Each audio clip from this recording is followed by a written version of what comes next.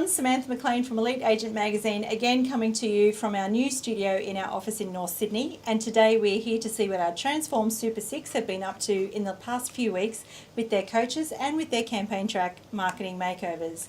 So today I have two special guests along for the ride. Of course, welcoming back head coach, program mentor and ARIC 15 speaker, Claudio Encina. Sam, thanks for having me here. Thanks for coming along. And of course, Melanie, Hoole, marketing director for Campaign Track, who has also been mentoring the Super 6 from a marketing point of view along the way. Welcome, Melanie. Nice to be here. Thank you. So a very warm welcome to you both this afternoon, and we might start with Melanie this week. Now, you came back in a while ago, which was back in week 3, a bit like our Oprah, and gave the guys all thank you. I'll take that as a big compliment. Some amazing gifts, yeah. which were the personal marketing makeovers and also the property marketing makeovers. So $15,000 worth of marketing from Campaign Track for each person. Thank you again for that. So tell us a bit about how they're going with that, starting with the property makeovers. We've had 3 properties that have been submitted. Melinda was first, so she was the quickest, had one in before Easter, and that was a block of 5 townhouses. Wow. Yeah. And then we had Jamie, and he had a 3-bedroom villa. Yep. Both of them have sung, the praises of all the guys that we have out on the road. They've really been pleased with the video shoots and the Fantastic. photography sessions, and then our team back at the office that have done their websites and their mail cards and everything that goes to help promote those properties. Yeah. So it was very quiet, just 2, and then Kim just came in today actually. Wow. Before I came to this session with you guys, and she's submitted a 22 apartment block. Wow. With I think it's 5 commercial Wow. lettings at the That's bottom. gold. Yeah, and a Kim. 51 car park underneath. great So development, yeah. her area is a real mix of residential and commercial. So she's really taking advantage of this. Yeah, and she said she would, she really wanted to position herself as aiming for the big developments, because her patch is on the main road and closest to the beach. So she's reaching. high exposure. She's really reaching. Yeah. So you've been spending a bit of time with the Super 6, kind of mentoring them and doing a few webinars, and you've been on the phone to them fairly regularly, and we picked them because they were sort of from all around Australia in slightly different markets. So tell us a bit about what it's really like for them in their different areas. It's been really interesting. So I worked with them, spent an hour of each person initially talking about their unique selling proposition or their point of difference. And what's been evident is that 4 are very similar. So Jamie in Botany, and then Melinda and Zach up in Brisbane, and then Kim in Scarborough, all in areas that are going through a big redevelopment, gentrification. Everything we've written about them and what their key point of difference is all being able to match people that are moving out of the area with developers that are coming into the area and changing the whole lifestyle and property scape in those areas. Right. So then the other 2, Ben is in a very sophisticated market, and there's not much change in terms of the types of properties there, but it's very competitive, and he's got like a demographic shift, and it's becoming quite of interest to like the banking set. So his tertiary education has really, he feels, helped him be able to talk and level with the type of people that are moving into that area, and he's up a lot against a lot of sophisticated agents. And what was interesting is, because he's already a client along with Jamie of Campaign Tracks, Ben had already had a lot of the tools that we provide, the elite agent experience, because we are the main supplier to McGrath. So I've had to swap out like his profile and things, because they're already very well polished with additional social media help. And then the last person, which is John Paul, he's in an area that he gets higher commission because it's in a rural area, but That's right. his challenge is that he has to find the property owners, and they don't necessarily live in the area because it's a lot of investor-owned properties, and then they're rented out. So for people that are doing retirement planning, we identified that they live on the Central Coast or they're up towards Brisbane because they're in those sea change or tree change areas. Yes. And then it's trying to reach those guys. So his challenge is, how does he reach those? But what's good is he can talk to them about maintenance, and we kind of weaved in his tradie background. Yes, He carpenter. was a carpenter.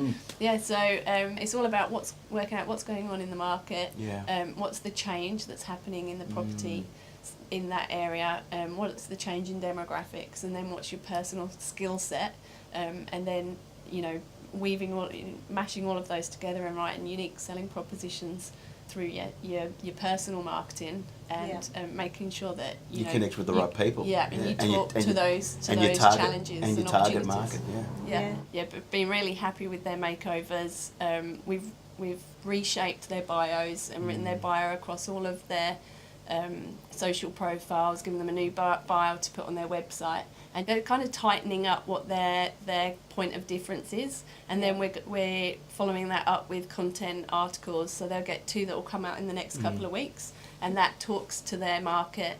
It talks to the vendors that they're pinpointing, and I keep having to remind everybody that you're not targeting the buyers. Yes. The buyers will come. You need to identify your core client is, or customer that you're talking to is the vendor. So we've written articles that showcase why, you know, their USP or their point of difference in articles, and then we'll publish those over the next couple of weeks. Yeah, exciting. Can't wait to see the rest of that unfold. Now, we're 4 weeks out from ARIC.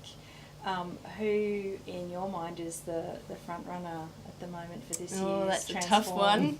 What's really interesting for me is that I can see that there's 3 that are new, and they've only been in it for, you know, a year or 2 years doing their own listings, and then the other 3 are kind of, you know, seasoned agents. They've been doing it for a while, so there's a bit of a difference, as in the 3 that have been doing it for a while, I think we've really given them confidence back. So I think they're being reminded through the training of what they should be doing and making themselves look like elite agents.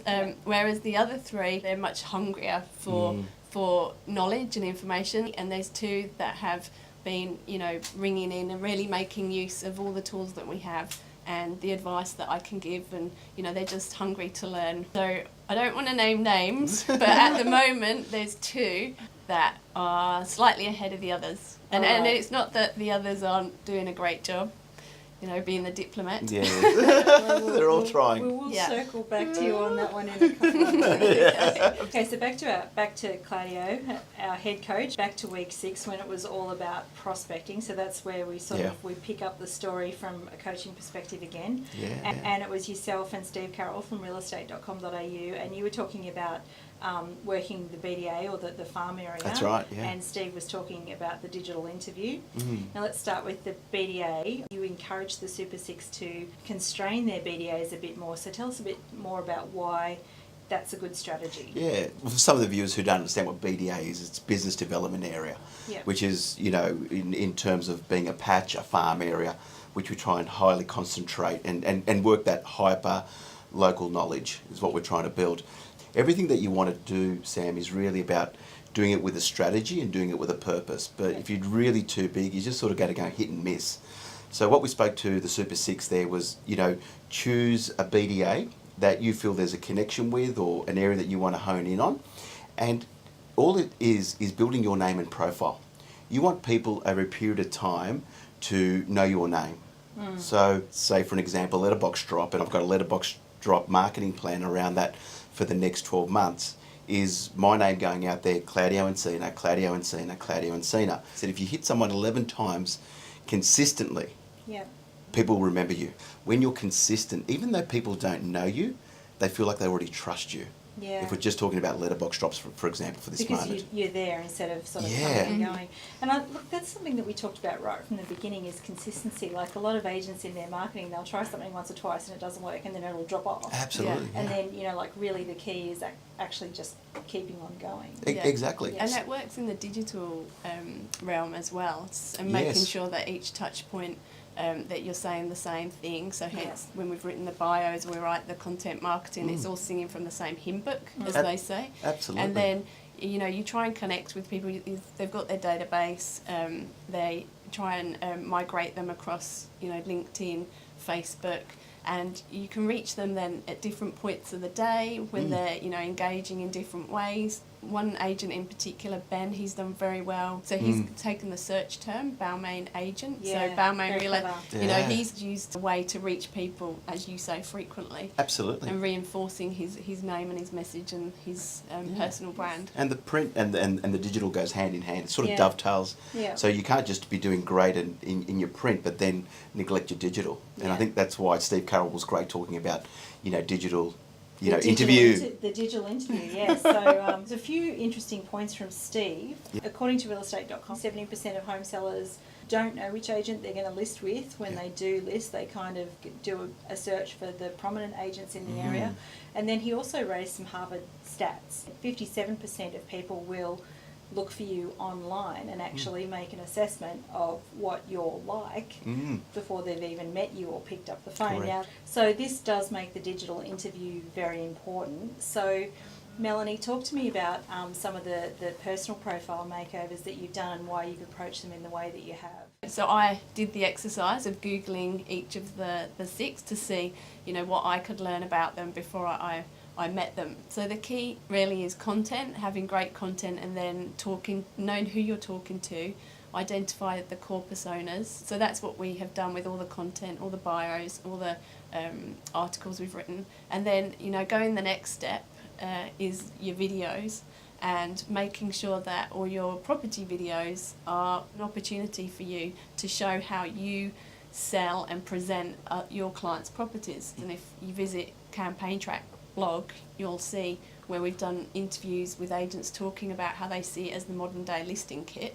And it's all about you know, showing how you talk and present your current clients' properties, and then they've already got a feel for who you are and what you're about, versus the person that they find and it's just, you know, a very small photo of them and one page. That's right. And they're having to go off of word of mouth referral. It's interesting too that, you know, like what Steve was saying about the agent profiles on realestate.com. 250,000 leads come in via those agent profiles, and yet only 41% to date of agents have got their profiles complete. Correct. And the lion's share of those 250,000 go to the agents with completed profiles. So, you know, like people obviously do like to know who are you, what are you about, all of that sort of stuff. So, you know, like if you went away from this with one thing to do, it would be, I would think, to update your profile on realestate.com. And he actually said check out Rick Soraya from Rainhorn Bondi Beach. He hasn't fallen to be like the number 2 or 3 agent in Australia. Yeah. Basically because he's got everything by design. I went and had a look at his profile. Did you really? He's got videos, he's got his Just Sold, he's got the community with the community North Bondi Surf Club. He's tying there. It's all, like if someone was actually sort of looking at Bondi as an area to sell in and they kind of, you know, like stumbled across him, it would be very easy to reach out to him. Yeah. Reach out, interview, find out what he's about. So, you know, like I think that's, you know, essential. It's essential these days. You know, update it on realestate.com, the other portals, other, you know, sites that social media platforms, compare all the agents as well. But you want to make sure that they don't get confusing and lead back to different places. You want them all leading back to your one place. It's all about what places you do need to make sure that you're at least got a profile. You don't necessarily have to be active because people aren't following you all the time, but you need your profile as your foundation. Yeah. So we had a big week on prospecting in week 6, and then in week 7 we kind of continued that theme. Absolutely. So it's all about the skill set, and the smile before you dial is all about, you know, when you get on the phone, you got to bring the joy, you got to bring the tonality in, and we really started talking to the guys a little bit about, like, do you sound like every other agent, you know, that makes those phone calls on a Monday or Saturday afternoon? Or were you sounding a little bit different to everyone? And that's what we really sort of honed in on. Thinking about, like, what are the questions we ask? Not sound like we're interrogating, but good questions that we can get the prospect on the other line to stop and think, that prospective buyer. So a little bit different, just trying to connect and be really interested in the customer. Yeah, for sure, for sure.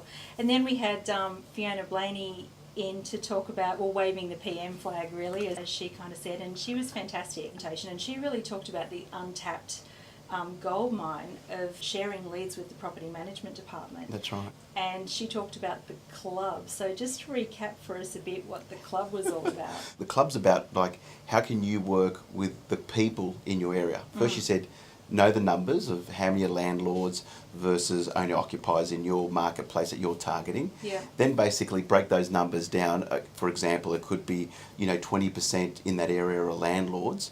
Now work out how many in that office are landlords that are working in your area. Yeah. How can you reach out to those people and then start working out to becoming a club within those people? Yeah, there were some interesting stats that she came up with too, which was if 5% of a rent roll on average sells every year, Yeah.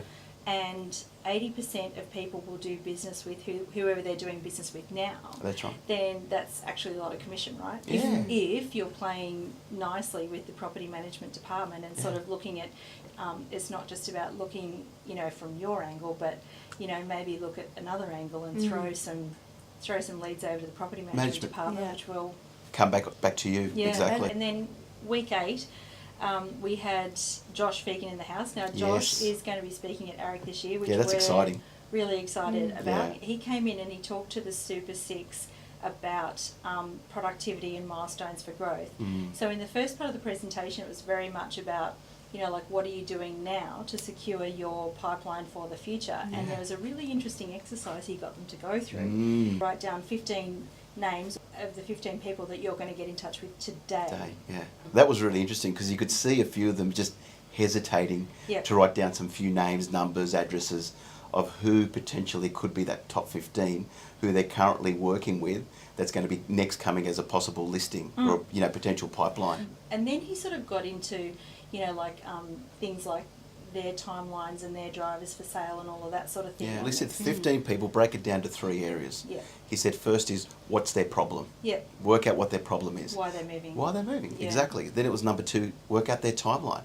So you need to know whereabouts in the sales cycle they're in currently at the moment. Yeah. And I think thirdly, it was more about like their destination. Where they're going, yeah. Where are they going to? Because once you know where they're going, you might be able to come from a place of help rather than sell. Yeah. So coming from those areas, but really honing on those 3 points about understanding those 15 people that are potential sellers, where they are in those 3 areas. Yeah, and then he used Alexander Phillips, who at the moment is Australia's #1 agent, as an example. So, and the number of calls that Alexander Phillips makes and the average call duration. So He's just a machine, isn't he? he? He has an average call connect duration of a minute or something like that. A which minute and actually 10 means, seconds. Yeah, which means that he sort of has a rapport with these people already. So it's not, harassing them. It's just, sort of saying hello and moving them along, which I think is, is really nice. Well, I think from that study that Josh was actually talking about, what I really took away from that was when he made the calls, Josh said it was more about it was relevant and there was a purpose behind the call.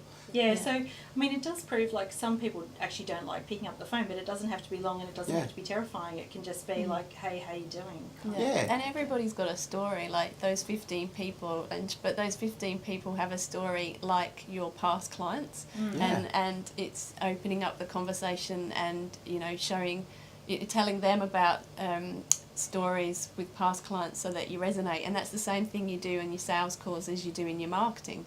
Each of the 6 are doing the same thing for clients over and over and over again, and every time they service a client they need to get to the crux of what their story was and what was their destination, what was their life change that they were going through. And then they can talk to that in their sales calls. Well, I helped such and this was their situation that sounds similar to yours, and they can talk to that, those stories in their marketing materials as well, and that just keeps reinforcing that they know how to help people in their market going through the same thing. That's right. Yeah, and then the other thing that I really liked that Josh kind of ended that part of the session with was that, everybody has their bad days and everyone sort of gets stuck sometimes. But even he said, what I go to is I go to my list of 15. If I'm having a bad day, I go to my list of 15 and I call them, and immediately, that just gets some momentum going again. Because I think that's interesting because he's like saying, when you're feeling uncertain, go get back a bit of certainty, go to what you know, 15 people.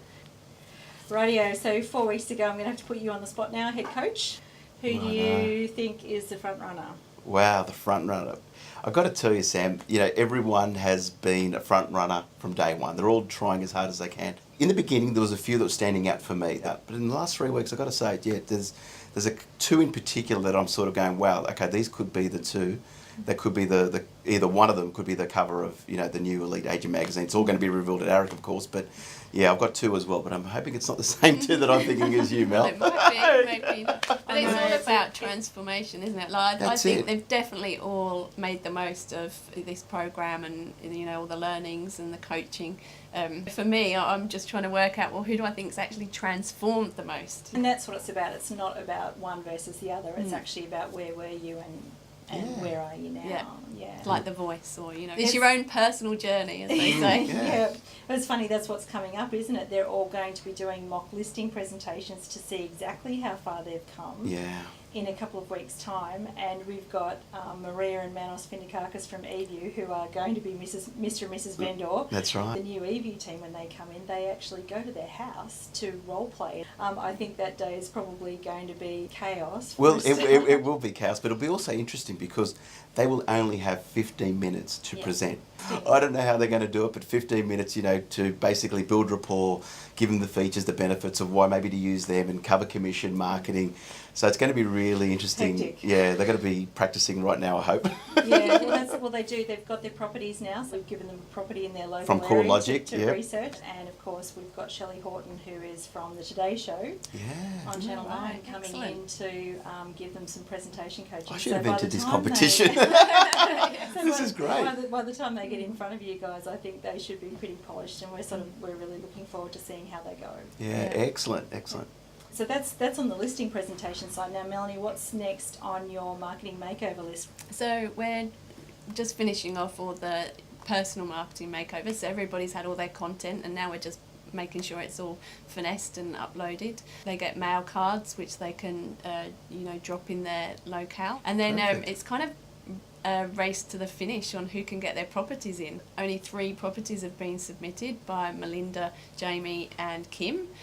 So the other guys are really lagging behind, and I think some of them are waiting to get a really good one that they can showcase, and it can help them with their marketing and their profile moving forward. So it's all about the properties from here on out, and then all the things that we'll do for that, which is like video shoots, photography, copywriting, floor plans, property websites. We'll do Google AdWords advertising, so they'll get the full gamut of campaign track services. Yeah, so it's been a full on 8 weeks, and the next 4 are going to be also very, very full on. So very intense. It sounds like. Yeah. So that sort of reminds me of another Tom Panos quote, actually, who's the next coach in the Oh, that's core, be exciting for the guys. So Tom always says, when you're feeling a bit tired, find somewhere to put your tired. That's right. Yes, that's true. Yeah. I think the Super Six are going to have to find somewhere to put their tired and just sort of keep going to the finish line, because it is Stayers race, right? Yeah, exactly right. Wish them it's a run. all luck. It's a run to the finish line right now. Yeah. And dash.